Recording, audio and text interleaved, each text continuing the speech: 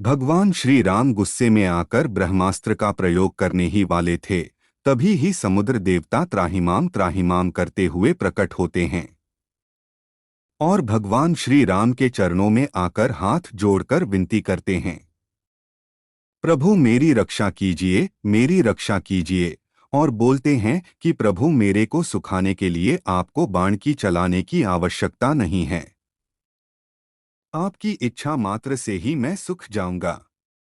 लेकिन प्रभु अगर ऐसा हुआ तो इस पृथ्वी पर भयंकर अकाल उत्पन्न हो जाएगा, जिससे संपूर्ण पृथ्वी पर प्रलय आ जाएगा।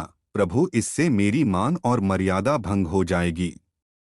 प्रभु श्री राम समुद्र देवता से बोलते हैं कि हम आपके वचनों से प्रसन्न हैं, लेकिन हमें कोई ऐसा उपाय बताइए जिससे हम और हमारी सेना इस विशाल महासागर को पार कर सके।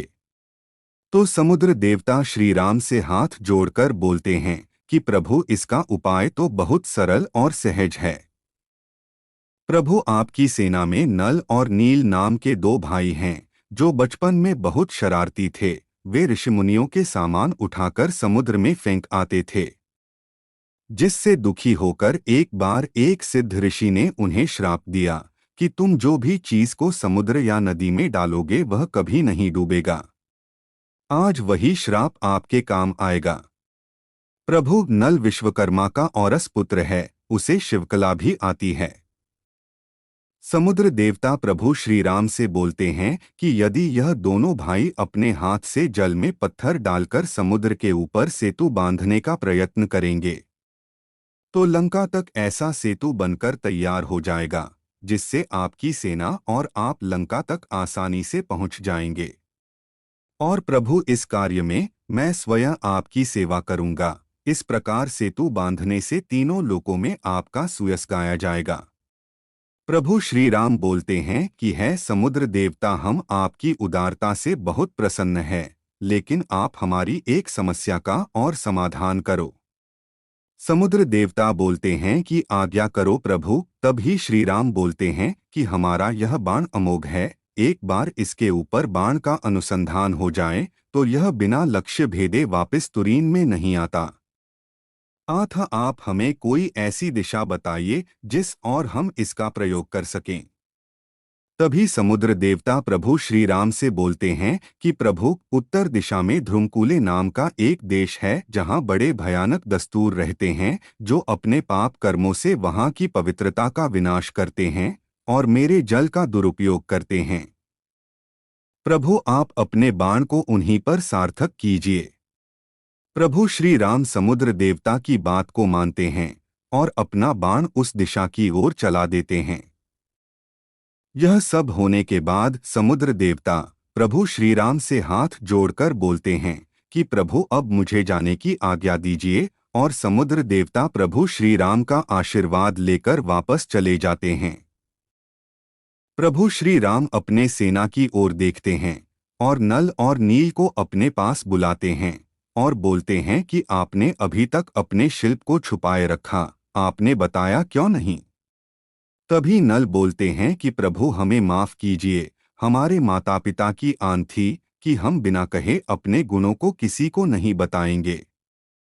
नल प्रभु श्री राम से हाथ जोड़कर बोलते हैं कि प्रभु हमें आज्ञा दीजिए, हम इसी वक्त समस्त वानर दल की सहायता से सेतु बांधने का कार्य प्रारंभ करेंगे।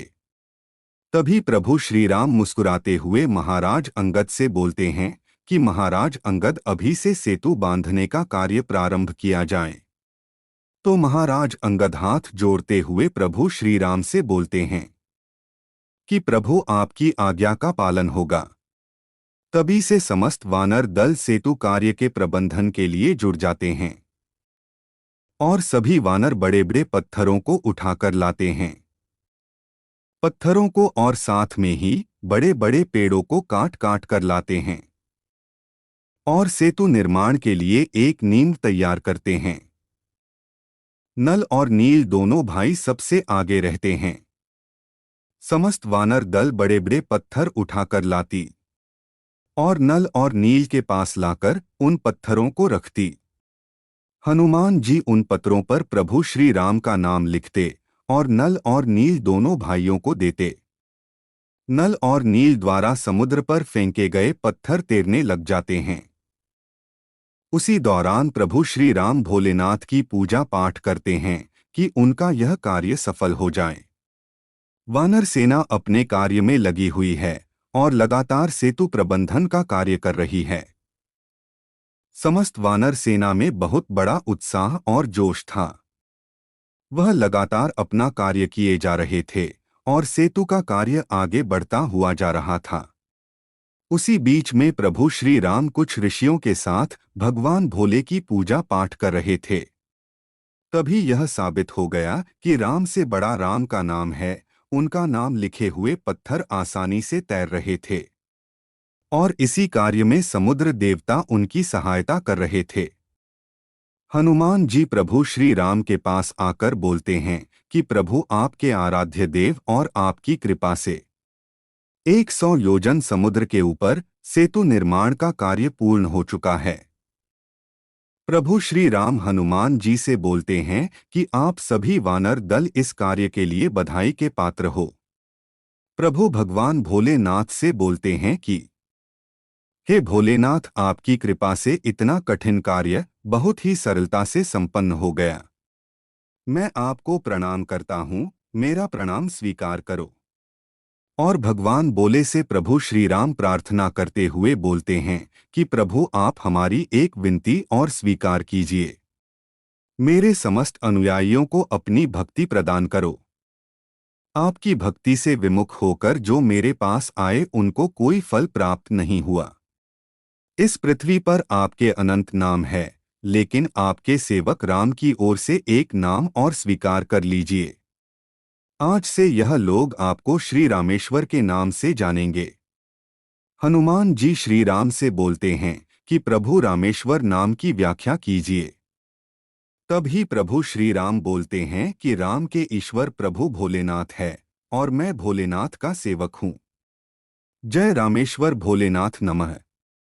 भोलेनाथ यह सब सुनकर पार्वती से बोलते हैं कि देखो देवी, भगवान राम कितने चतुर हैं।